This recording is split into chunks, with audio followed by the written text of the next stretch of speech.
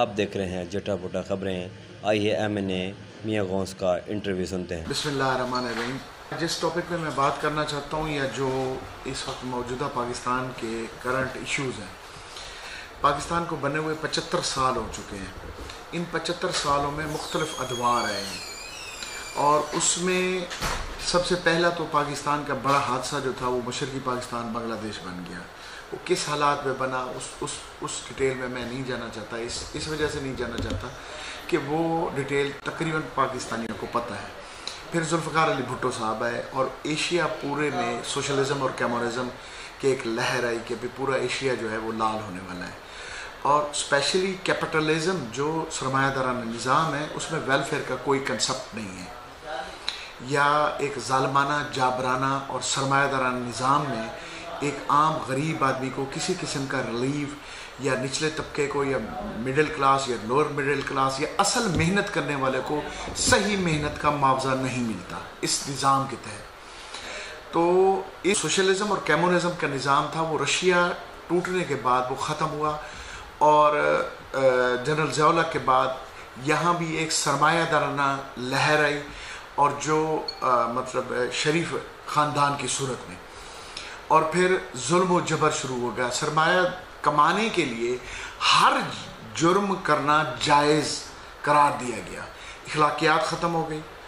اللہ کا خوف, اللہ کے رسول کا ڈر یا شرمندگی وہ ختم ہو گئی. جن جرائموں میں سے سود خوری ہے, پرائیویٹ منی لینڈنگ ایکٹ بھی ہے 10 سال سزا اور عمر قید, یا ہمارے دین اسلام میں نبی اکرم صلی اللہ علیہ وسلم کی حدیث ہے کہ وہ اپنی ماں کے ساتھ 70 بار زنا کرنے کے برابر ہے.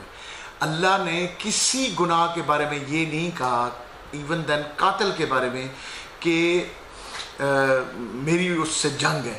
تو سود خور اور سود ڈھرک میرے ساتھ آپ کی جنگ ہے, جنگ کے لیے تیار ہو جاؤ. ایسے سود خوری, ملاوٹ خوری, ذخیرہ اندوزی, اللہ کی مخلوق کو تنگ کر کے بھوکا مار کے ان کو مجبور اور بلیک میل کر کے پیسے کمانا. میڈیسن میں, ہیلتھ کی میڈیسن میں ملاوٹ, پیسٹیسائڈ ملاوٹ, کھادوں میں ملاوٹ, سمگلنگ, یعنی کہ ہر وہ جرم جو ہمیں اخلاقیات اور دین منع کرتا ہے. ایک انسان جو ہوتا ہے وہ جانور ہوتا ہے. جانور سے انسان دو باتوں کی وجہ سے بنتا ہے. ایک ہمیں اللہ اور اللہ کے رسول کا ڈر اور دین کا خوف, اور دوسرا ہماری اخلاقیات. یہ دونوں چیزیں ختم ہو گئیں. ہم نے اخلاقیات کی گراوٹ کی آخری حد تک پہنچ گئے, اللہ اور اللہ کے رسول کا ڈر بھی نہ رہا. تو پھر یہ 35 سال یہ سسٹم چلا سرمایہ دارانہ مجبوراً. جو سوشلزم کلر والی جماعت تھی پیپلز پارٹی, اس کو بھی سرمایہ اور لوٹ مار کے یہ سارا عمل کرنا پڑا ان شریفوں مقابلہ کرنے کے لیے. اب جب PTI بنی اور عمران خان صاحب نے اخلاقیات اور مذہب کو زیادہ اجاگر کیا اور سوشلزم اور ویلفیئر کا ہماری ریاست میں جو کنسپٹ نہیں تھا, عام نچلے طبقے, غریب طبقے اور ویلفیئر کا جو کنسپٹ نہیں تھا, وہ کنسپٹ دوبارہ پروموٹ کیا گیا. جیسے کہ 14,000 روپیہ ہر گھر میں اساس پروگرام کے تحت دینا, ہیلتھ کارڈ کہ 10 لاکھ تک ہر بندہ, دل کا, کینسر کا, ہر بندہ اپنے اس کارڈ سے علاج کرا سکتا ہے. اور اس پورے پاکستان کی ساری آبادی وہ ایون دن میں نے بھی میسج بھیجا تو لکھا تھا کہ آپ بھی کروا سکتے ہیں. ہر جو بندہ میسج بھیجتا تھا وہ ہیلتھ کارڈ کی سہولت سے فائدہ اٹھا سکتا تھا. تو ایسے یہ ہیلتھ کارڈ کا پروگرام ہونا. اسی طرح نچلے طبقے کو, کاشتکار کو 1700 سے تقریباً 2200 تک گندم لے آئے تاکہ کاشتکار اور بیسیکلی ہم اگرورین اور ایگرو بیس انڈسٹری ہیں تو تاکہ ایگریکلچر پروموٹ ہو. ان کی جیبوں میں پیسہ جائے گا, وہ اور فصل پہ خرچ کریں گے, ہماری ایوریج ییلڈ بنے گی. اسی طرح کاٹن جو ہے 4000 سے 8000 چلی گئی. شوگر کین 180 سے 225 سے درست کیا گیا. ایسے جیسے عام غریب آدمی کی کوئی بھی چڑھائی کر لیتا تھا, اس کی پراپرٹی, اس کا مکان, جیسے یہاں ہمارے لنک روڈ پہ ایک خاتون کا کر رہے تھے, 15 پہ کال کرتے تھے, فوراً پولیس وہ قبضے خالی کروا دیتی تھی. اب الحمدللہ خانپور میں ایک ڈاکٹر راضی کا گھر بھی قبضہ ہو چکا ہے.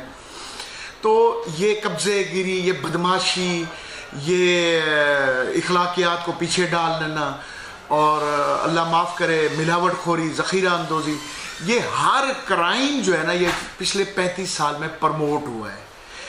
یہ گناہ یا لاقانونیت یا جرم کی بجائے پیسہ کمانے کے لیے ہر چیز کو لیگلائز کر دیا گیا ہے.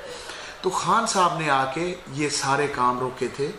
اسی طرح عام غریب آدمی کی سٹیزن پورٹل بنایا گیا وزیر اعظم اور وزیر اعلیٰ کا. جس وقت شکایت ہوتی تھی جتنا بھی بڑا افسر ہوتا تھا وہ اگر نہیں سنتا تھا وہ تبدیل ہو جاتا تھا. میں نے خود ایک بہت بڑے افسر کو دیکھا ہے جی سٹیزن پورٹل پہ شکایت ہوگی ہے مہربانی کریں مدعی مجھے منا دیں، اور بہت بڑا افسر ڈسٹرکٹ کا.